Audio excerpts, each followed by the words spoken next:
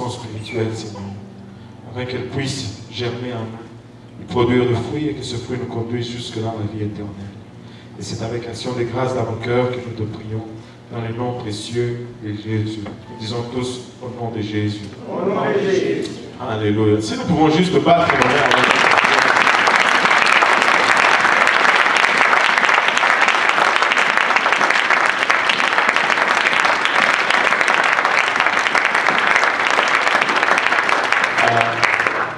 vous pouvez vous asseoir. Nous vivons littéralement dans une culture qui va dans une mauvaise direction. Et Paul, en décrivant au fait les jours dans lesquels nous vivons, il a écrit à Timothée en disant que fais attention. Et l'image que Paul décrit peut être facilement appliquée à notre temps, à notre société ou à la culture dans laquelle nous vivons. Et si tu veux vraiment vivre pour Dieu de notre temps, de nos jours, tu dois aller à l'encontre de la culture. Tu dois vivre, tu dois mener une vie contre-culturelle pour servir Dieu de nos jours. La contre-culture est un terme utilisé dans la sociologie, en fait, pour décrire un groupe dont les valeurs vont à l'encontre des valeurs communes dans leur temps. On appelle cela contre-culture. Et contre-culture décrit des valeurs qui dévient du courant populaire ou du courant social du moment. Tu vas être, quand on te dit tu es contre-culture, c'est que tu as des valeurs qui sont contraires à la majorité des gens de ta culture ou de ta société ou de ton temps. Mais le problème avec nous, les chrétiens d'aujourd'hui, c'est que nous devons mener une vie contre-culture, non seulement contre la culture de notre société, mais également contre la culture de la soi-disant chrétienté de notre époque. Contre-culture, non seulement contre le courant populaire, mais également contre ce qu'on appelle la culture chrétienne de nos jours. Un sondage d'un grand firme aux États-Unis a révélé le fait que 94% des Nord-Américains croient en Dieu. Mais il est évident que leur croyance en Dieu n'est plus selon les normes ou les termes bibliques de la croyance en Dieu. On dit qu'on croit en Dieu, mais ce n'est plus selon le sens biblique du mot. Et la plupart de chrétiens nord-américains ne croient pas vraiment bibliquement. Leur croyance en Dieu n'est pas la croyance décrite dans la Bible. Jacques 2, versets 19 et 20 nous dit « Tu crois qu'il y a un seul Dieu. Tu fais bien. » Le diable est unicitaire aussi. Tu sais, le diable dépasse même certains chrétiens. Amen. Il est unicitaire. Tu crois qu'il y a un seul Dieu, tu fais bien. Les démons le croient aussi. Et ils tremblent. Tu sais, le démon croit qu'il y a un seul Dieu. Et il tremble. Mais c'est triste de voir que certains chrétiens confessent qu'ils croient qu'il y a un seul Dieu. Mais ils ne tremblent pas. Ils n'expriment aucune crainte de ce Dieu dans lequel ils disent croire. Veux-tu savoir, homme vain, quelle est la foi sans les œuvres, que la foi sans les œuvres est inutile? Les démons croient qu'il y a un seul Dieu et ils tremblent. Qu'en est-il de nous? Qu'est-ce que notre croyance en Dieu génère en nous? Est-ce que cette croyance génère vraiment une crainte? en regardant autour de nous, nous pouvons constater que ce n'est pas le cas. On veut tout simplement assez de Dieu pour échapper à l'enfer. Juste assez de Dieu pour arriver au ciel. Mais pas assez de Dieu pour transformer notre vie. On veut juste y arriver de justesse. Avant que la porte ne ferme, je suis entré au ciel. Mais quand vient le temps vraiment que Dieu rentre dans nos vies, se saisisse de nos vies et transforme nos vies, on n'est pas tout à fait d'accord. Ça, c'est une chrétienté de cafétéria, si on peut le dire. Où on choisit seulement le mets qu'on veut. Une chrétienté de buffet, peu importe, que ce soit chinois ou vietnamien ou peu importe. Mais le principe du buffet, c'est que tu vas là, tu prends ce que tu veux. Et ce que tu n'aimes pas, tu laisses. Si tu es friand de dessert, tu peux aller et manger seulement les desserts. Personne ne va te dire non, non, ça ne fonctionne pas comme ça. Une chrétienté de buffet. Et on confesse être chrétien, mais on n'a pas vraiment la culture chrétienne. Ou on a une culture chrétienne tellement imbibée du monde ou de la mondanité qu'elle ne ressemble plus à ce que la Bible déclare comme étant une chrétienteté. Et quand on dit cela, on dit, ça ce n'est pas nous seuls, sûrement. C'est sûrement un groupe quelque part à Saint-Linglin de Meumeux. Ça n'a rien à voir avec nous. Mais attendez un peu. Nous les avons parmi nous. Ceux qui pratiquent une telle culture de l'Église. Ils disent qu'ils croient en Dieu, mais ils vivent comme si Dieu n'existait pas. Ils peuvent citer la doctrine apostolique,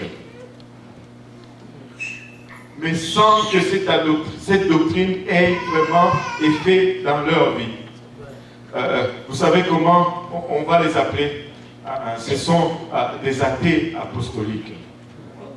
Tu peux être apostolique et athée. Proverbe 9, verset 10 nous dit la crainte, plutôt le commencement de la sagesse, c'est la crainte de l'Éternel. Et la science de saint, c'est l'intelligence. Et le commencement de la sagesse, c'est la crainte de l'Éternel. Le mot crainte ici ne veut pas dire avoir peur, être épouvanté. Mais le mot crainte signifie une révérence, un respect de l'Éternel. Et la crainte de l'Éternel est le commencement de la sagesse. Nous ne pouvons pas confesser, croire à Dieu et vivre sans crainte de l'Éternel. Nous ne pouvons pas confesser, avoir la foi dans la Bible et mener une vie culturelle qui ne dénote pas une révérence pour Dieu. Ça ne concorde pas. Psaume 36, versets 2 et 3 nous dit car il se flatte à ses propres yeux pour consommer. Donne-moi l'autre verset 3 et 4. C'est 1 et 2 en anglais, mais c'est 3. Il y a une petite confusion là-dessus. Voilà. Au chantre des chants du serviteur de l'Éternel, la parole impie du méchant est au fond de mon cœur. La crainte de Dieu n'est pas devant ses yeux. Ce qui caractérise le méchant, c'est que la crainte de Dieu n'est pas devant ses yeux. Et le prochain verset nous dit car il se flatte à ses propres yeux pour consommer son iniquité, pour assouvir sa haine. Nous devons craindre Dieu. Nous devons vivre dans la révérence de Dieu. Nous ne pouvons pas juste confesser que oui, nous croyons en Dieu, mais alors que nos actes, notre façon de vivre, notre façon de faire n'embrassent pas ce que nous confessons par notre bouche. ces gens méchants? Je vais le redire encore. Sûrement pas nous. Sûrement pas moi, tu peux te dire. Mais attends une minute. Jérémie 17, verset 9 nous dit ceci, que le cœur est tortueux par-dessus tout et qu'il est méchant. Qui peut le connaître? Nous avons tous un cœur, n'est-ce pas? Est-ce que tu as un cœur? Ça nous inclut, nous tous, dans ce qui a précédé. Si j'ai un cœur, là vous refusez d'accepter que vous avez un cœur. Et si je vous dis que vous n'avez pas de cœur, vous allez vous fâcher. Aïe, aïe, aïe. Nous avons tous un cœur. Et le problème, c'est notre cœur. Le cœur est méchant. Dans le monde, les gens disent, ah, j'ai seulement suivi mon cœur. Ne fais pas ça. Ne suis pas ton cœur.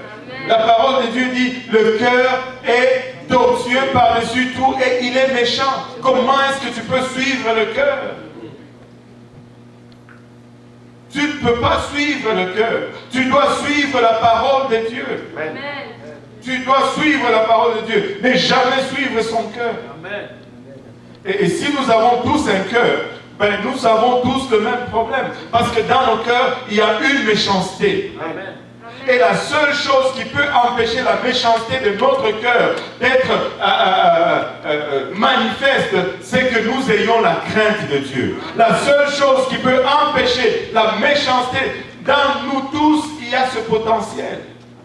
Vous savez, même le criminel le plus vil du monde, sa mère le regardait quand il était petit et il l'appelait mon ange. Et quand ses amis venaient rapporter ses mauvais coups à la maman, il disait, non, pas mon enfant. Elle défendait son enfant. Écoutez, ne couvre jamais les erreurs de ton enfant. C'est une faute grave. Amen. La seule chose qui peut contenir cette méchanceté, c'est la crainte de l'Éternel. S'il n'y a pas de crainte de l'Éternel, cette méchanceté va être manifeste dans notre vie. Et la peur ou la crainte qu'on a dit, ce n'est pas une terreur, ce n'est pas le fait d'être épouvanté, mais c'est la révérence, c'est le respect de Dieu, c'est ce fait de réaliser que Dieu est partout, Dieu me regarde et je dois le respecter, je dois le révérer. Si tu crains l'Éternel, tu vas le servir sans condition. Si tu révères l'Éternel, tu vas le servir sans condition. Amen. Regardez Genèse 22. Ça c'est Abraham qui a passé, je pense qu'une des épreuves que, je ne sais pas si quelqu'un ici pourra relever cette épreuve. Après avoir attendu 25 ans, il a son fils. Et c'est même Dieu qui lui a donné ce fils. Vient frapper à la porte et lui dit, Abraham, maintenant tu vas prendre ce fils que je t'ai donné, tu vas aller me l'offrir en holocauste. C'est-à-dire tu l'égorges et tu le mets sur un autel, tu le brûles en sacrifice pour moi. Abraham n'a pas hésité, il s'est levé sûrement sans pousser de cris de joie, mais il s'est levé, il a pris son enfant, il a pris l'âne, il a pris le couteau, il a pris le feu et il est allé à la place où le Seigneur lui avait indiqué et il est arrivé à cette place, il a tout fait pour que rien ne vienne entraver le fait qu'il allait obéir à la parole de Dieu. Il s'est défait de sa femme, il s'est défait de ses serviteurs et il a amené son fils. Arrivé au sommet de la montagne, il place le petit sur l'autel, il le ligote et il sort les couteaux et il était prêt pour l'égorger lorsque Dieu finalement intervient et l'ange dit, n'avance pas ta main sur l'enfant et ne lui fais rien car je sais maintenant que tu crains Dieu. Que tout le monde dise que tu crains Dieu. La crainte de l'Éternel. Et que tu ne m'as pas refusé ton fils unique. La crainte de l'Éternel va générer l'obéissance.